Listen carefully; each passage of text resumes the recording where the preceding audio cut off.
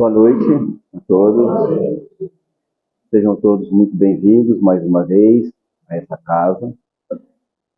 Que nessa oportunidade nós possamos aproveitar, a reflexão da noite. Nosso irmão Mauro, São João del Rei, nosso companheiro, vai trazer para nós aí as reflexões da noite. E o importante, meus irmãos, é porque muitas das vezes, a gente procura alguma coisa que nos conforte, que nos console, que nos oriente, que nos esclareça. E através, às vezes, da palavra, da reflexão, da palestra, nós podemos ouvir aquilo que nós necessitamos.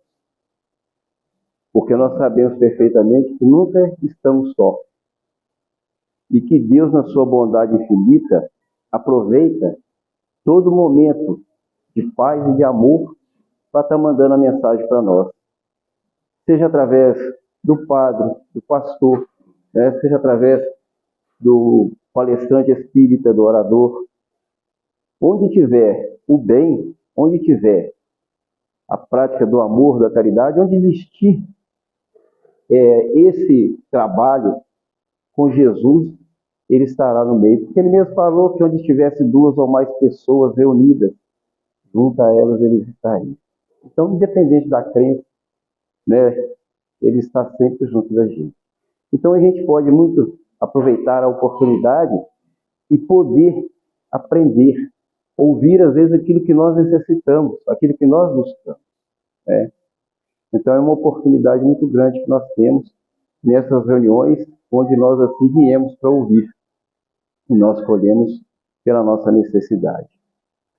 Então, eu convido os meus irmãos para que nós possamos agora mudar nossos pensamentos.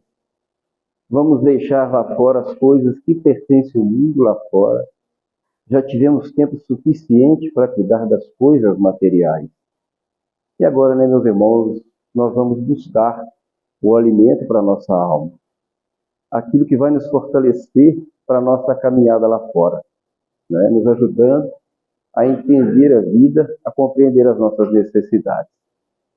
Que nós possamos agora, meus irmãos, mudar os nossos pensamentos, deixando lá fora as coisas da terra, e que nós possamos agora levar os nossos pensamentos até os planos maiores, e juntos, unidos, em um só pensamento, nós vamos levá-lo até o nosso Mestre amado Jesus.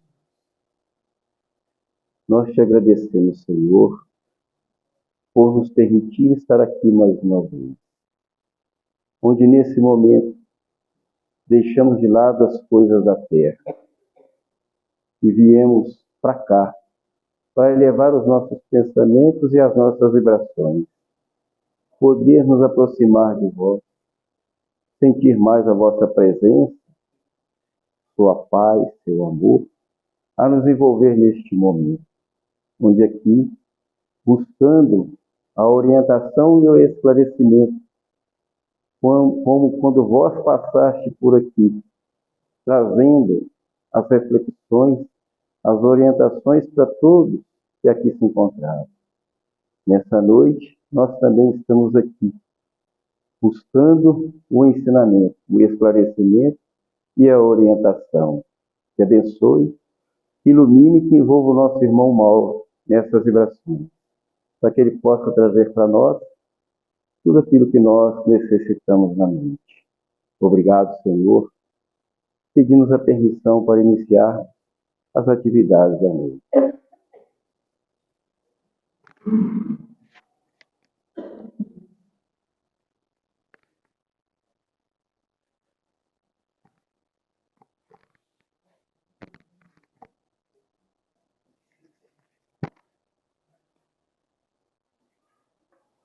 Boa noite, pessoal.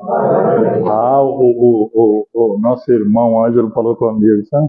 Mauro, eles estão ensaiando lá em Dores de Campos. Para quando você lá, diz que vai ser um boa noite uníssono. Vai ser um boa noite cheio de energia do bem, cheio de paz e de alegria. Que a gente compartilhe junto com os irmãos, a nossa presença nessa. Então, que Jesus, em sua infinita misericórdia, possa abençoar todos nós, em especial esta casa, seus trabalhadores, encarnados e desencarnados, né? Os assistentes, os colaboradores. Continue nessa tarefa, que é de divulgar a boa nova, divulgar o Evangelho do Cristo. Nem sempre nós vamos na casa espírita e escutamos aquilo que nós... coisas boas. Às vezes, e muitas vezes, a gente escuta ou mensagens que nos levam a uma reflexão maior da mensagem do Cristo, da razão de estarmos aqui. Às vezes são lições mais duras, que toca a nossa alma, que nos leva a essa reflexão para que a gente possa entender o nosso papel aqui no mundo. Os sentimentos, os pensamentos, mas acima de tudo os sentimentos, né, irmão? Qual o sentimento que está animando a nossa alma? O que nós buscamos? O que nós ansiamos? E a gente, buscando no Evangelho do Cristo, as lições são sempre dele. É de Jesus para nós. Nós é que somos o porta-voz, né, do Cristo. Ainda que pequenos trabalhadores, mas cheios de boa vontade. Eu sempre digo, cheios de boa vontade, para que a gente possa entender um pouco da mensagem do Cristo. Então, o evangelista Mateus, no seu capítulo 24, ele diz assim, versículo de 6 a 9: E ouvireis de guerras e de rumores de guerra. Vede que não vos assusteis, porque é necessário que isso aconteça, mas ainda não é o fim. Porque se levantará nação contra nação e reino contra reino, e haverá fome e peste e terremotos em vários lugares. Mas todas essas coisas são o princípio das dores. Então vos hão de entregar para seres atormentados, e matar-vos-ão, e sereis odiados por todas as nações por causa de meu nome. Também. O evangelista registrou essas palavras de Jesus, né? Em que a gente vai traçar um pequeno, abrir um parênteses aqui, para a gente ver o momento que nós atravessamos hoje no planeta Terra. Abrireis, né? Então, ouvireis de guerra e de rumores de guerra. O que está acontecendo, né? Não é só o que aconteceu sábado e o que está acontecendo há mais de ano na Rússia, na Ucrânia, mas há vários focos de conflitos em várias partes do mundo. A gente ouve isso aí, né? Mas é necessário, segundo o Cristo, que isso aconteça. Mas ainda não é necessário. Né? Porque vai se levantar nação contra nação e reino contra reino. E haverá fome, peste, sofrimento em vários lugares, terremotos. Mas tudo isso, todas essas coisas, são o princípio das dores. O que nós podemos entender por isso? É o princípio da depuração do planeta Terra. O princípio das dores, do sofrimento. Eis aí a nossa realidade. Mundo de prova e expiação para um mundo melhor de regeneração. É o princípio. Não há transformação sem trabalho. Não há uma caminhada sem esforço. Faz parte da nossa estada aqui. Então vos hão de entregar para seres atormentados e matar-vos-ão e sereis odiados por todas as nações por causa do meu nome. Que a gente vê acontecer em grande parte do mundo, os cristãos sendo mortos, gente. Nós estamos em 2023. Olha para vocês, a gente tem muito que agradecer a Deus. Nós vimos conversando, né, até apresentar os nossos irmãos, perdoe lápis, né, o casal amigo, a nossa irmã Mercedes e o seu esposo Tarcísio, faz parte da fraternidade. E quando nós vamos lá em Dores de Campos, né, aquele dia que nosso irmão, ele falou, opa, nós queremos ir lá também. Então estamos aqui. Sejam bem-vindos, já receberam as boas-vindas, a gente dá também, né? Mas o que a gente vê hoje é isso. cristãos em várias partes do mundo, sejam católicos, evangélicos, espíritas, sendo mortos, sendo atacados por causa do Cristo. E é quando a gente vê essa quantidade enorme, esse volume de violência, a gente para pensar, para raciocinar e dizer assim, mas quando será esse mundo de regeneração? Né? Quando nós vamos ter um pouco de paz? Porque desde que o mundo foi criado até os dias de hoje, em momento nenhum, estou falando em momento, estou falando em dia, em hora, em minuto, em um segundo sequer, a humanidade teve a posse da paz plena. Em momento algum, nós tivemos a paz. Por quê? Porque o mundo ainda é atrasado. É de provas, é de expiação. Então é preciso que nós trabalhemos, nós já falamos sobre isso aqui uma outra vez, para que esse mundo se torne melhor. Cabe a nós. E ao lado dessa violência que eclode, em que todos os canais, jornais, revistas e rádios e tudo fala nessa violência, há um tipo de violência mais sutil. Há um tipo de violência que não acontece. Não dá notícia, não vende jornal, em que nós vamos falar na noite de hoje. Né? Uma análise mais aprofundada do objetivo da doutrina, que a doutrina espírita ela move uma campanha diuturna, direta, em favor da vida. Então, quando nós vamos falar hoje, essa semana, né, esse tempo da agora, pode por mais um mês, 2 meses, aí nós vamos falar sobre a guerra que está acontecendo. A outra já não estava dando ibope, aí já deu uma paradinha, mas agora não, agora tem uma nova aí. Morreu 1.000 pessoas, 2.000 pessoas, 3.000 pessoas. E choca o mundo, choca mesmo. Verdade. Né? Enquanto uma gota de sangue, disse o Cristo, estiver sendo vertida, derramada pela mão do homem, o reino dos céus não estará implantado aqui na terra. Então a gente fica aborrecido, fica chateado, fica triste com essa realidade que nós passamos. Mas essa realidade é inerente ao estado nosso. De imperfeição, de orgulho, de vaidade, de egoísmo. Então isso chama muita atenção? Chama.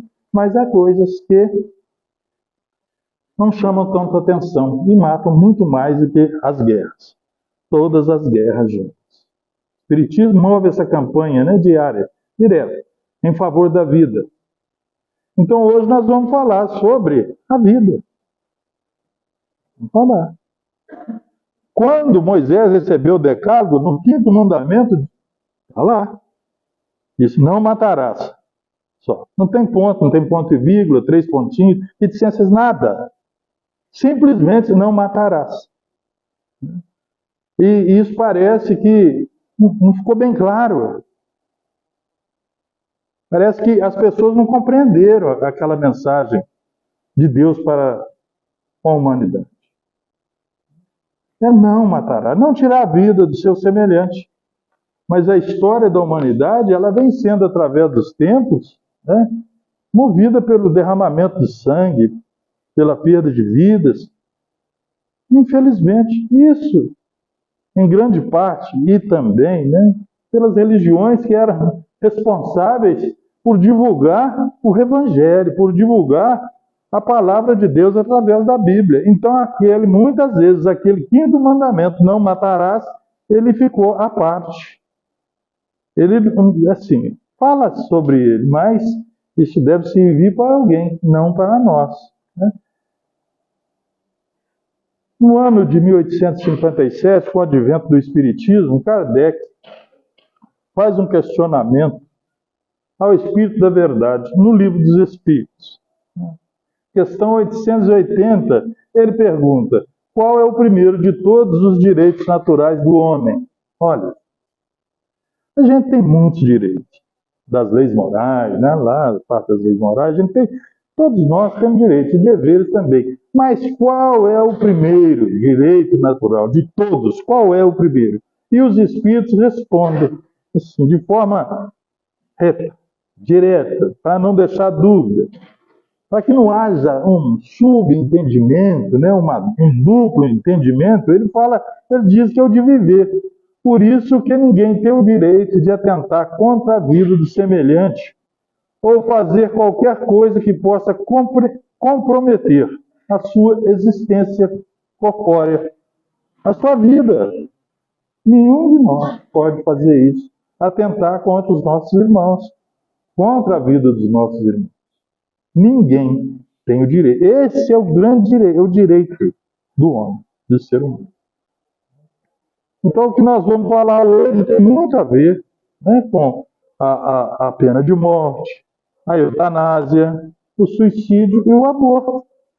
Só temos, é bom de falar, não é bom, ideal seria que isso nem existisse mais no nosso mundo. Mas nós, como cristãos, como espíritas, como é que nós encaramos isso?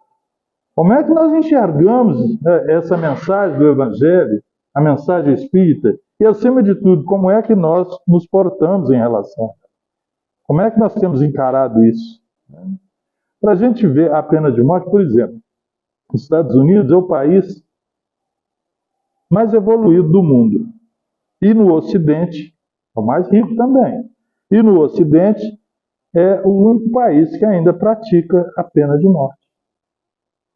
Então, a questão, quando a gente para analisar, para pensar, não é de inteligência, não é de riqueza, não é de...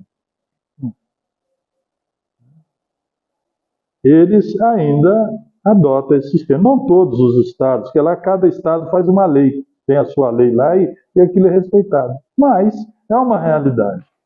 Em outros países, né, também ainda se pratica isso. Mas a pena de morte, gente, é um ato bárbaro. Isso tem que acabar. Por que nós estamos falando sobre isso aqui hoje? Porque daqui a alguns dias vai aparecer um maluco lá que vai propor uma emenda na nossa Constituição para que aconteça, para que seja implantado no Brasil a pena de morte. Alguém duvida disso? É só esperar um pouquinho. Vai acontecer. E nós, como cidadãos, como cristãos, nós temos que mostrar a nossa indignação contra isso. E quando eu digo indignação, estou falando indignação mesmo. Por quê? Sendo a vida um dom de Deus, ela é indisponível para o Estado. Ninguém tem o direito de atentar contra a vida do seu irmão, do seu semelhante. Ô Mauro, mas a pena de morte já existe aí. Os bandidos, pessoas de má vida. Sim, é verdade. Mas que não seja a nossa mão a empunhar uma arma para derramar o sangue do nosso semelhante. Que não sejamos nós a fazer isso. Porque o débito é grande. Nós não podemos fazer isso e nem apoiar isso. Porque se tiver um plebiscito para uma emenda constitucional, vamos lá. Violência, às vezes nós perdemos um ente querido, vítima de uma violência, de um assalto, alguma coisa, e a pessoa fica indignada com aquilo. Então, se tiver pena de morte, eu vou votar a favor. E suponhamos que isso passe a fazer parte do nosso Estado. E nós podemos ter certeza que todos aqueles que votarem a favor desse crime, que é um crime hediondo, a qualquer um que for executado, seja na injeção letal ou no botão, na cadeira elétrica, seja lá o que for, a nossa mão, a nossa digital estará lá também, que nós estamos apoiando ele. Não matarás. É muito claro, gente. É não mesmo. E aqueles que praticam, que infelizmente ainda praticam isso, que eles deem conta, né? Não a nós. A gente não pode esquecer de Jesus. Atire a primeira pedra quem estiver sem pecado. Mas isso eu ainda não faço. Isso eu já não faço. Tudo bem, cara. Talvez já tenhamos feito isso, nessa, em outras existências. Quem sabe, né? Então que a gente não jogue a pedra. Que a gente não participe disso. Pena de morte, não. Vamos propor um outro processo, uma outra coisa. Vamos, como diz o Divaldo Pereira Franco, vamos fazer a pena de vida. Antes de atentar contra a vida do seu semelhante, vamos. Porque tem pessoas que a gente há de convir que não tem condições de ficar conviver em sociedade. Não tem. São pessoas problemáticas, pessoas psicóticas, que têm um problema seríssimo, gravíssimo e que não adianta. São espíritos muito atrasados que estão aqui para aprender conosco, mas no convívio com o social, infelizmente, eles podem e irão cometer esses erros, esses delitos, esses crimes. Mas então, ao cometer um crime desse, antes de atentar tirar a vida dele, o que nós somos melhor do que ele? Não paramos para pensar nisso? Né? Se a gente votar a favor da pena de morte, só porque vai legalizar? Imagina bem, legalizar um assassinato. Não, não. Votemos pela pena de vida, votemos pela prisão perpétua para tirar da sociedade aquele irmão, aquela irmã que não está em condições de conviver conosco e dar a ele tempo de aprender, de compreender a razão da sua vida aqui, no convívio com as pessoas, de buscar a sua evolução, a sua melhoria. Apliquemos nele, como diz o Divaldo, apliquemos nesses irmãos a pena de vida, para que eles possam passar o tempo aqui meditando e compreendendo o erro que fizeram e por que passam pelas provações. Então, pena de morte, a gente nem pensa. Eutanásia. A eutanásia é uma coisa interessante, que é um crime aos olhos de Deus, porque tira a vida de uma pessoa, corta, antecipa a sua partida para o mundo espiritual.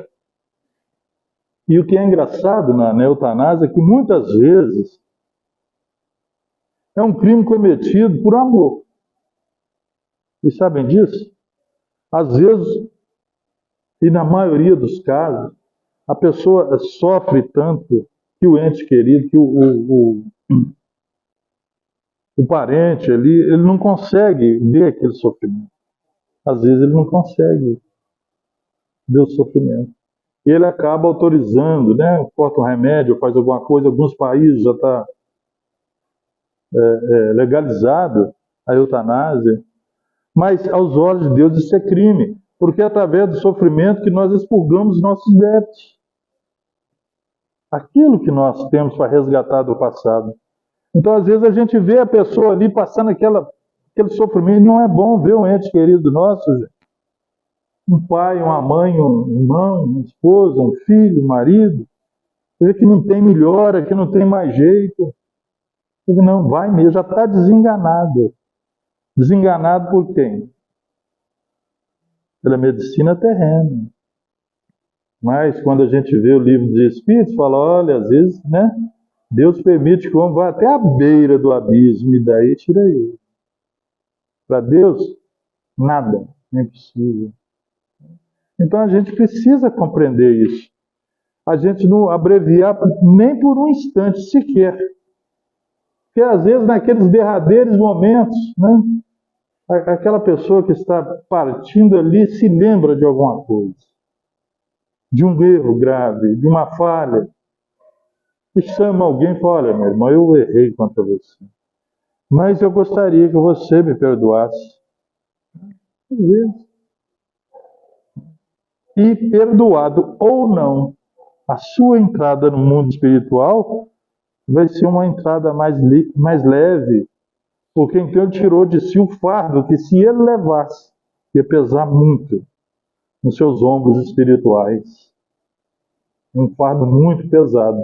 Então, esses instantes derradeiros em que a pessoa ali nos seus momentos finais, né, se lembra de uma coisa e pede um perdão, e que acontece isso demais, é de grande ajuda para aquele espírito. E nós não podemos incorrer esse risco.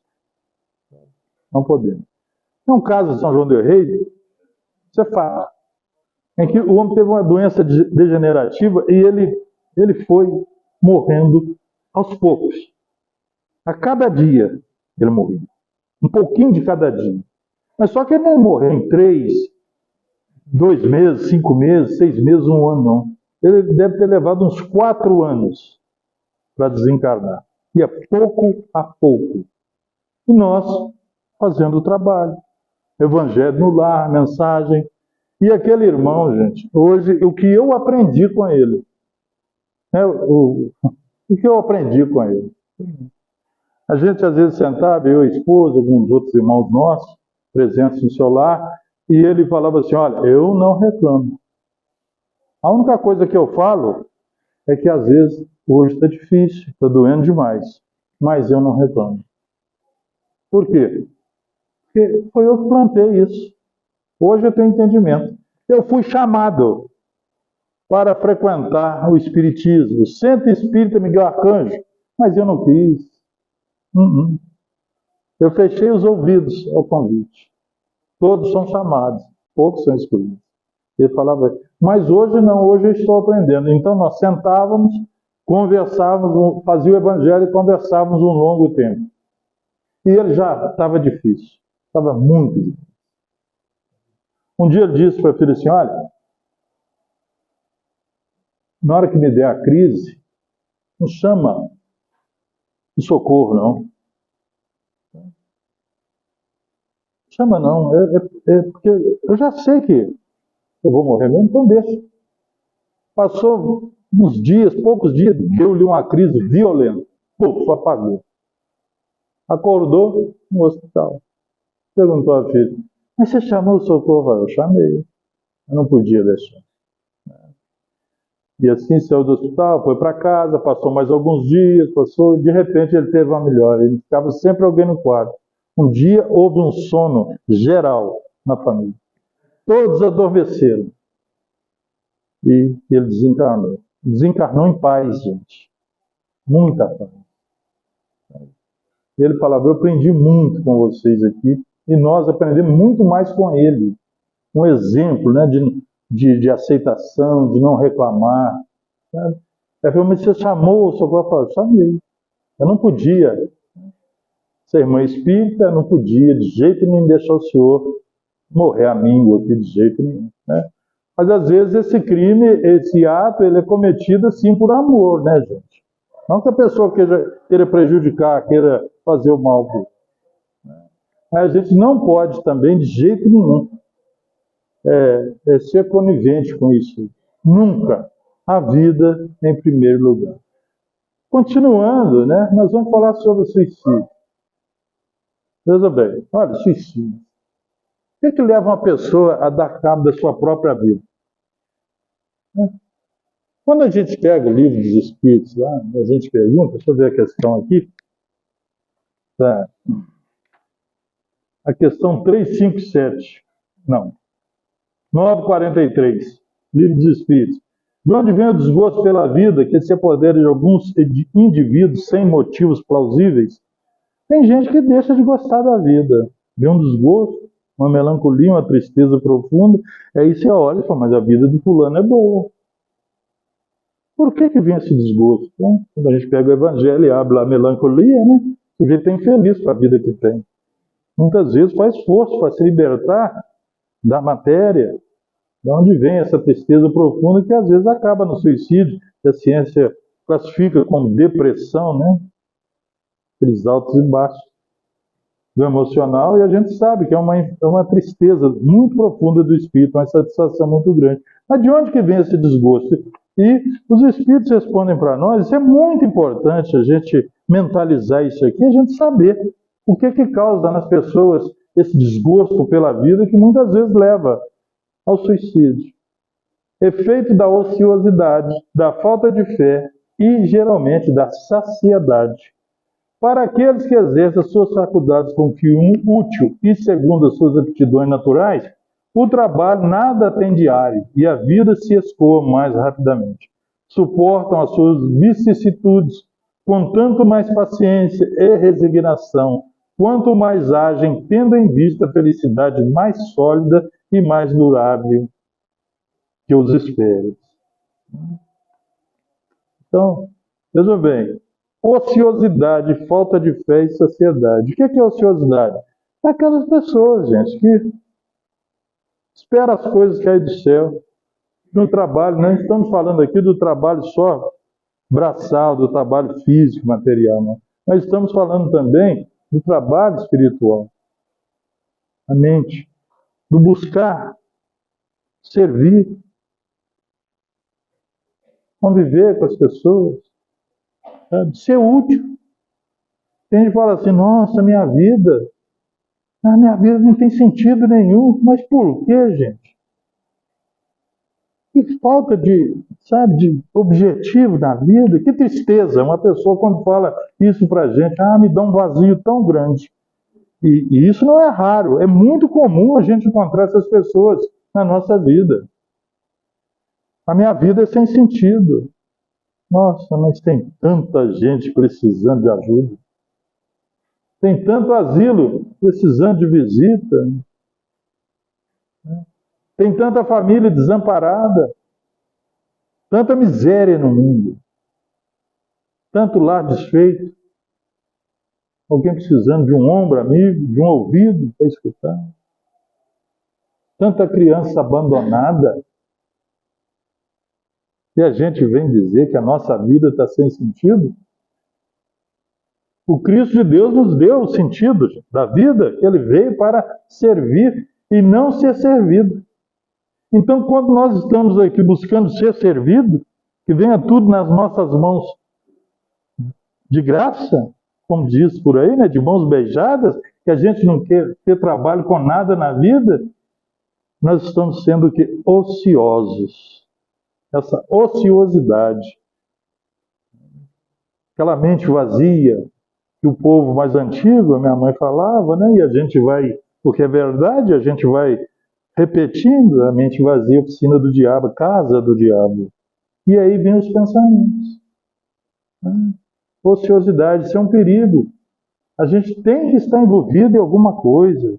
Por isso que a gente precisa traçar objetivo para nós, para a nossa família, para os nossos filhos, para a nossa esposa, para os nossos vizinhos, para as pessoas do mundo de um modo geral. Nós estamos incluídos na sociedade, nós fazemos parte da sociedade. E com certeza alguém que nós conhecemos, compartilha da nossa vivência, precisa de ajuda. Né? Mas eu sou muito solitário. Por que não é solidário? Porque quem é solidário não é solitário. A gente está sempre junto das pessoas. E Deus, na sua misericórdia, ao detectar em nós a boa vontade, Ele vai encaminhando aquelas pessoas para junto de nós, gente, para que a gente possa servir aquelas pessoas como irmãos que somos. E aí, aquele problemão que a gente tinha, de repente, para a gente, que vergonha. Nossa, aquele problemão que eu tinha é um camundonguinho perto de um leão. Busquemos alguma coisa para ocupar a nossa mente. Né? Qualquer ação útil é um trabalho no bem. E isso vai trazer para nós, que é atrair os benfeitores amigos, a presença amiga dessas entidades, que vai nos dar o suporte para vencer as nossas limitações, as nossas dificuldades. Né? Ausência de fé. Né? Quando a pessoa fulano se matou, o que você acha que foi? Eu, particularmente, cada um tem seu motivo, a gente não está aqui emitindo juízo de valores, não, viu, gente? Porque às vezes aquilo que não é nada para a pessoa, para mim pode ser muita coisa. E que não é nada para mim é o fim do mundo para a pessoa. É isso mesmo. Mas uma coisa é certa, ausência de fé. Não acreditar em Deus. Mauro, mas tem gente que está dentro da religião e se mata. Não, ele está dentro da religião. Ele frequenta o centro espírita, a igreja católica, a igreja evangélica, ou qualquer entidade, qualquer casa. Mas a doutrina, a religião, não. A religiosidade não achou lugar dentro do seu coração. Porque quando o Cristo faz morada no coração do homem, gente, esses pensamentos, essas coisas, nem passam pela cabeça, porque nós sabemos que a vida é um dom divino. É um dom maior que Deus nos concedeu para a nossa evolução. Está difícil hoje, tá, mas amanhã melhor. Hoje, o que é que nós temos para hoje? Hoje está assim, está desse jeito. Então vamos resolver esses problemas. Mas a ausência de fé, o não crer em Deus, não crer em Jesus, sabe? É que traz esse vazio existencial que nós falamos ainda há pouco. Da pessoa fala, não, isso aqui, qual é o meu lugar no mundo? Não sabe o que está fazendo aqui, de onde veio. não sabe para onde vai. Aí quando vem uma dificuldade, apego às coisas materiais. Quando vem as dificuldades, acaba tirando a própria vida. Que infelicidade, que tristeza. Né? E nós temos a missão, a incumbência de divulgar isso para as pessoas, anotar uma pessoa que está passando por uma dificuldade, detectar aqueles sinais que a pessoa está muito calada, que a pessoa não, sabe, não se comunica, falando tudo bem, mas vai se recolhendo, vai se afastando do convívio. Chegou a hora de uma conversa mais próxima. A gente poder conversar com as pessoas, né? Chamar alguém que tem mais acesso àquela pessoa e descobrir o que está acontecendo, né? Porque às vezes ela não quer falar com a gente, mas fala com um conhecido, com um amigo. E isso é muito importante, a pessoa falar. Né? Porque uma coisa é certa, gente. Ninguém tira a própria vida de hoje para amanhã. Ninguém. Há um planejamento para isso, há uma satisfação que vai sendo criada, que vai tomando corpo, vai tomando forma, vai crescendo, e quando a gente quer ver, acontece. Ninguém resolveu hoje, vou fazer isso de jeito nenhum. Né? Então a gente precisa aprender a detectar isso aí e levar a nossa contribuição. Mostrar para a pessoa, o Divaldo tem um caso interessante, né? O cara disse que iria se matar para o Divaldo, foi lá numa conversa com ele, a mãe levou o filho, chegou lá o Divaldo falou, meu filho, mas o que foi?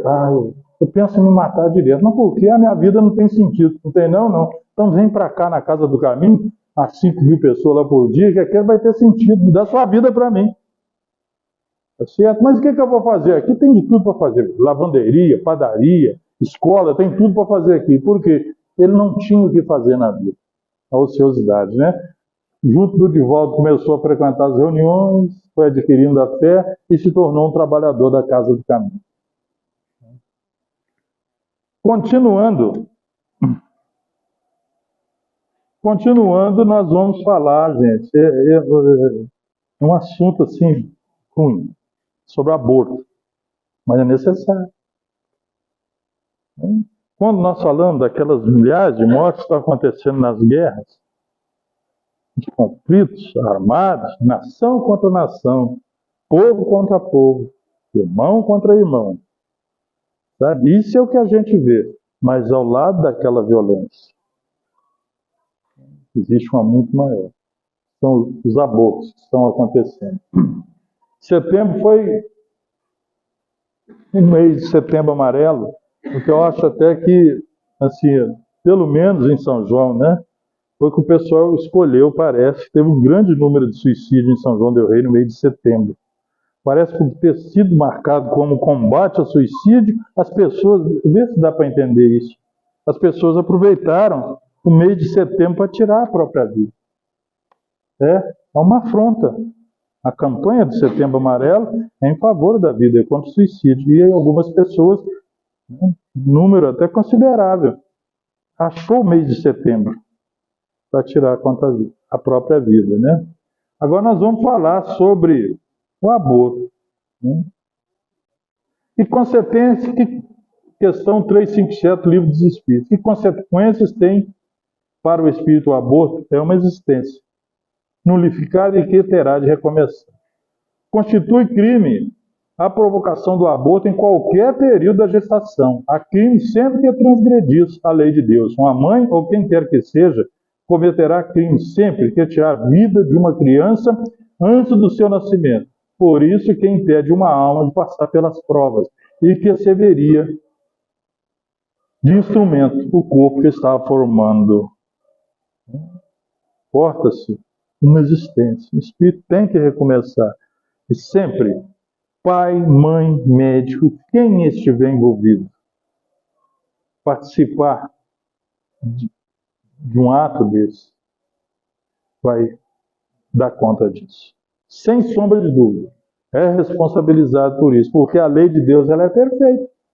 Cada um recebe de acordo com as suas ações, com aquilo que semeou. Né? Mas, dado o caso, né, pergunta 359, que o nascimento da criança colocasse a vida da mãe em risco, não haveria aí uma permissão, né? Aí os espíritos respondem que, nesse caso, havendo um risco iminente, é preferível que se salve a que já existe para o mundo. Há um único caso que o Espiritismo aceita o aborto, se houver um risco de vida. Mas é bem verdade que a grande maioria das mães, quando há esse risco, elas preferem, não, eu vou continuar. Se eu tiver que morrer, que eu morra. Mas não. Mas hoje nós estamos, infelizmente, vivendo um momento, né, em que forças, e digo isso porque é o que eu acredito, forças das trevas estão envolvendo grande parte da humanidade, né, para diminuir o valor da vida. Pessoas famosas, pessoas formadoras de opinião, pessoas que fazem leis, divulgam esse aborto, que querem legalizar o aborto no Brasil. Quando eu falei de legalizar a pena de morte, o aborto é uma pena de morte. Tá? O aborto é uma pena de morte. Agora nós vamos ver por que essa preocupação do Espiritismo com o aborto. No ano, segundo a OMS, são praticados 25 milhões de abortos. E sabe o que é 25 milhões de espíritos que não reencarnaram para cumprir a sua missão aqui na Terra? No mundo. 25 milhões. No Brasil, 800 milhões de abortos são praticados aqui, segundo a Organização Mundial da Saúde. Foi atualizada em 22 de setembro de 2023. E por essa fala aqui, nós chegamos num ponto que a gente vê que o lugar mais perigoso para uma criança, para o feto, é no útero da mãe. Nós paramos para pensar isso? 800 mil crianças foram impedidas de nascer, de cumprir a sua tarefa. É claro que alguém vai ser responsabilizado por isso aí. Vocês já pararam para pensar que todo mundo que é a favor do aborto porque já nasceu? Já pararam para pensar? A pessoa está aqui vivendo a vida, mas a vida não é bom viver, gente. Ter poder sair, passear, ter família, constituir família, viver. Ir trabalhar, voltar, participar da escola, aprender, viajar, tirar férias, né? Crescer, namorar, casar, constituir família. Mas não é bom isso? É. Não, mas para o meu filho eu não quero isso não. Olha que ponto que nós estamos, espíritos atrasados. A verdade é essa aí. Mundo de prova e expiação, espíritos muito atrasados. Né? Infelizmente. 800 mil crianças foram impedidas de nascer. Que tristeza. Tem um caso da Elba Ramalho, que eu acho que eu já falei isso aqui. Eu acho. Mas se não falei, está valendo. E eu posso citar o nome da Elba Ramalho, que é uma cantora conhecida, e ela faz questão de divulgar isso. Pode procurar no YouTube. Ela praticou o aborto. E ela fala mesmo, o arrependimento que ela tem. Não tem um dia, gente, na sua vida que ela se levanta e que ela não se lembra desse ano. Um dia. E ela hoje é uma trabalhadora incansável em favor da vida. Né? Sempre que ela tem oportunidade, ela fala publicamente. E ela fez. Mas que jamais fará o outro lado aí. E tira as pessoas de cabeça. Fala, não façam isso, não façam. Que é um crime, é um assassinato. E ela fala nesse vídeo que tem no YouTube, ela fala que certo dia estava com um grupo de mulheres conversando e uma se vangloriava. Ah, porque eu já fiz não sei quantos abortos, tiro mesmo e tudo.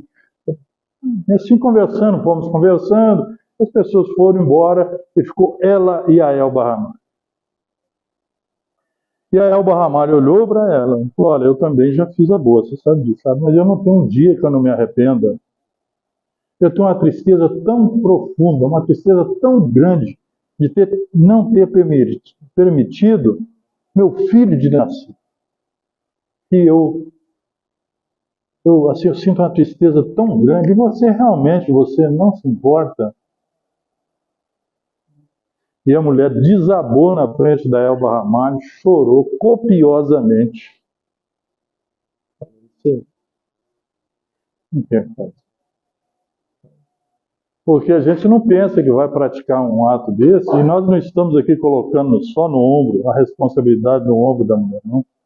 Muitas vezes a mulher é levada a praticar esse ato por pressão do marido, do homem, do pai da criança, de pais, de mães. Infelizmente, é o mundo que nós vivemos. Nós não estamos aqui julgando ninguém, e mesmo porque há de dar conta ao pai, não é a gente. Mas a nossa função é esclarecer, é conversar com as pessoas. Não faça isso, cara. Né? Aqui em Minas tem uma cidadezinha aqui que teve uma mocinha de 11 anos, se eu não me engano, 12, que foi vítima de uma violência. E aí não permite, né, que o pai que faça o aborto. O pai teria que assinar. Ela falou: o senhor vai assinar? Não, matuto. Eu falei: não vou assinar nada, não. Mas não, eu não vou assinar, não. Alguns anos atrás, isso aí. Se ela não quiser ficar, a gente pega a criança, deixa no hospital e eles encaminham lá para adoção. Mas eu não vou assinar isso, não. E não assinou. Infelizmente, há pouco tempo atrás, aí nós vimos a justiça mandando fazer isso aí. Um erro crônico, um erro muito grande. Infelizmente, entrando numa área que não compete a ela. Daí, a gente pensa, né? E se fosse com a gente na fila de reencarnar? Como é que a gente iria reagir lá? Qual que é o sentimento mesmo? Aquele espírito está ali pronto. Gente, eu vou falar para vocês uma coisa que eu vi antes de vir para cá. Eu peguei lá no YouTube, eu coloquei o vídeo de criança de 3 meses. Por que eu estou falando em 3 meses? Porque tem no Supremo Tribunal Federal, começou a julgar nessa dia 22/9, uma ação que pede a ampla descriminalização do aborto, realizado até 12 semanas de gestação. Rosa Weber é a favor de que colocou lá. Ela é a relatora e colocou isso lá, para ser votado pelo Supremo. Até 3 meses. Então, uma mulher que estiver grávida até 3 meses, pode tirar. A ideia é essa. Tá certo? Só que uma criança, aí eu coloquei lá, eu pesquisei no YouTube, e coloquei uma criança com 3 meses. Ela tem, em média, 10 centímetros de comprimento. Isso aqui. E pesa 28 gramas. Coisa mínima. Mas só tem um detalhe: é um ser vivo. É vivo. Você escuta o coraçãozinho bater. Você vê no ultrassom a criança mexendo. Meu irmão, onde é que nós estamos com a cabeça, rapaz? Onde que nós vamos parar desse jeito? Isso é assassinato. É assassinato. Tá? Aquela criancinha já só precisa desenvolver, já está pronto. De bracinhos, perninhas, cabeça. 3 meses, cara. Aí estão querendo dizer que isso não é crime, que não existe vida ali? Não tem não. Mas você pegar o ovo da arara azul, ararinha azul, isso é brincadeira, só no Brasil mesmo. Você sabe o que acontece isso? Não é possível que em outro lugar do mundo aconteça um negócio desse. Arara azul, tartaruguinha. Se você pegar o ovo de tartaruguinha, é crime inafiançável. Porque a justiça entende que ali tem vida. E aquilo ali, você está atrapalhando a natureza. Mais uma criança de 3 meses, não. Eu estou falando isso aqui, meus irmãos, é para que a gente possa ter uma atitude na nossa vida. Como diz o nosso irmão lá, que ficou bem gravado, não é o pensamento, é o sentimento. O que anima a nossa alma? O que nós sentimos em relação a isso? A gente vai coadunar com isso? A gente vai concordar com isso? Vai aceitar isso passivamente? Né? Ah, mas eu sou espírita. Aí é que nós temos o dever, a obrigação moral de realmente levantar a nossa voz. Falar, não, tem um vídeo do Divaldo aí, falando sobre isso aí. Nós não podemos ser coniventes com o crime de forma nenhuma. E quando eu estou falando só de nós, não. Tem alguém muito acima de nós que tem uma visão também sobre isso aí. Uma fala, pode procurar no YouTube, viu, gente? Que diz assim, eu vou deixar para falar o nome no final. Tá? O maior destruidor da paz hoje é o choro das crianças inocentes não nascidas através do aborto. Como uma mãe pode assassinar o seu próprio filho em seu próprio ventre? O que falta para eu e você matarmos uns aos outros? Na Bíblia está escrito, Isaías 49:15. Porventura pode uma mulher esquecer-se tanto do seu filho que cria, que não se compadeça dele, do filho, do seu ventre?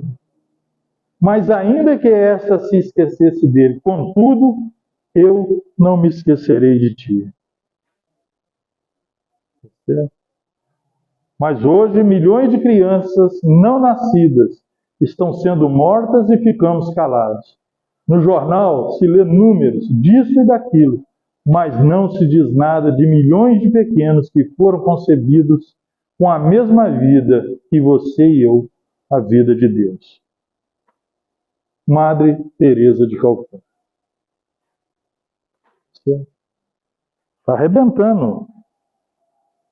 Rússia, Ucrânia, Israel, Palestina, daqui a pouco entra o Egito, a Jordânia, viram um balaio. Então isso aí se fala.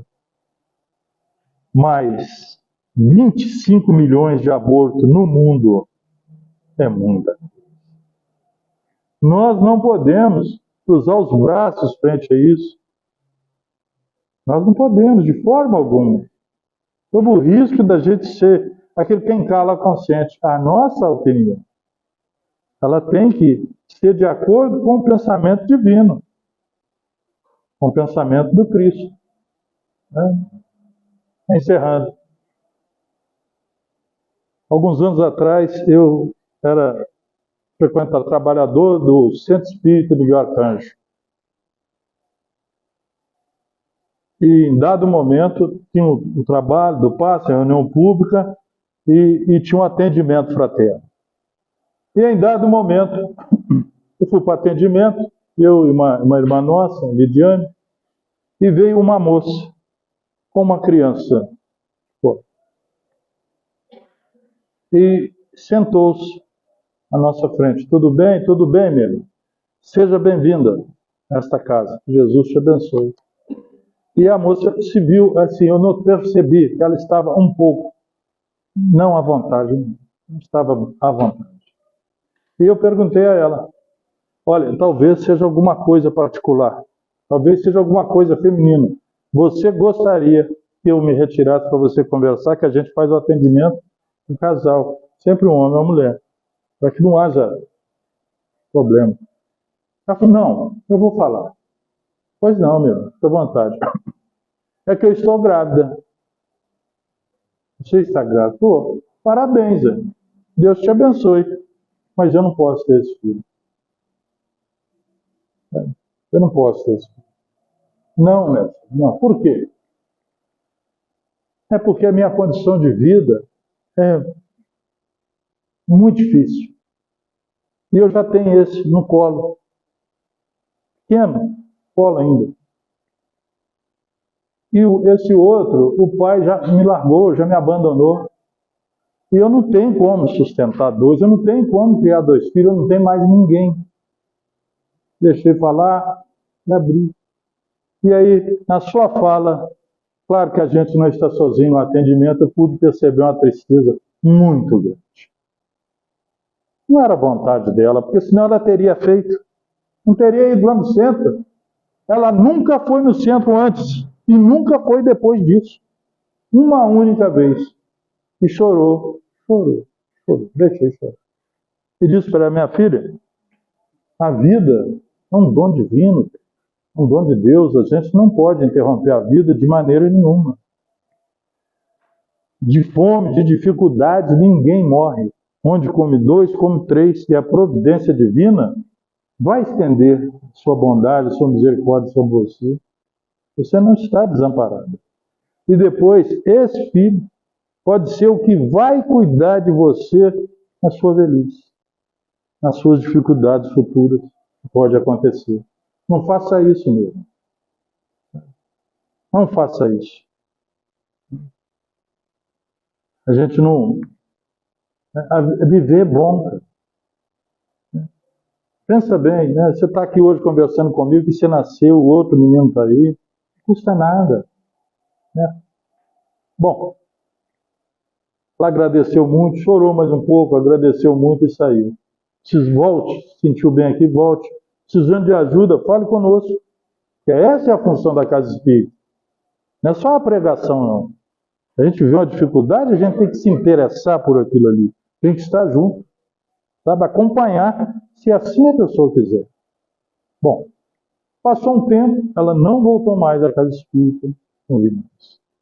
Um dia, no Tijuca ali, perto do Campo do Minho, tem a creche ali, a Sassi. Eu passando naquela rua, e eu a vi. Tá? Com o menino, puxando o menino. Maiorzinho já, com uns 3 anos, 2 anos e pouco, 3 anos, e com o outro no colo. Gente, vocês não fazem a ideia da felicidade que eu fiquei. Não disse uma palavra para ela, nós simplesmente cruzamos, nos olhamos. Passei em frente, ela passou. Dissemos uma palavra um para o outro, porque o que tinha que ser dito já foi dito. Deus fez o trabalho que tinha que ser. Aquela mulher achou a Casa Espírita naquele dia. Ela foi levada lá pelos seus benfeitores, pelos seus amigos. Encontrou uma casa e eu tive a felicidade de ser eu a receber essa pessoa. É uma alegria que eu carrego comigo, assim, de eu poder ter sido um instrumento da vontade divina, de poder ter ajudado, né? Não sei se ela faria ou se não faria, mas pelo menos aquilo ali foi de uma utilidade muito grande. Então eu agradeço a Deus por ter me dado essa oportunidade. Quero compartilhar isso com vocês, que nós que estamos aqui hoje, todos nós, somos responsáveis pelos nossos irmãos. Quando a gente ouvir alguma palavra, alguma coisinha, essa criança vai atrasar meu lar, vai atrasar minha vida. Não. Um filho nunca é atraso na vida de ninguém. Seja ele a condição que ele vier. Porque se a gente gosta de viver, eles também querem. E a gente nunca pode esquecer, né, a mensagem que eu li, eu acho que, não sei se eu já falei isso aqui, há uns 40 anos, não mais, uns 45 anos. O simples fato de viver é uma experiência fascinante que realmente vale a pena. Por mais sofrida que seja a vida, por mais doída que seja, vale a pena. Nós vimos o cara conversando sobre isso, né? Compõe a nossa história, as dificuldades, as limitações, as lutas que a gente passa. Compõe a nossa história que nos faz mais forte a cada dia.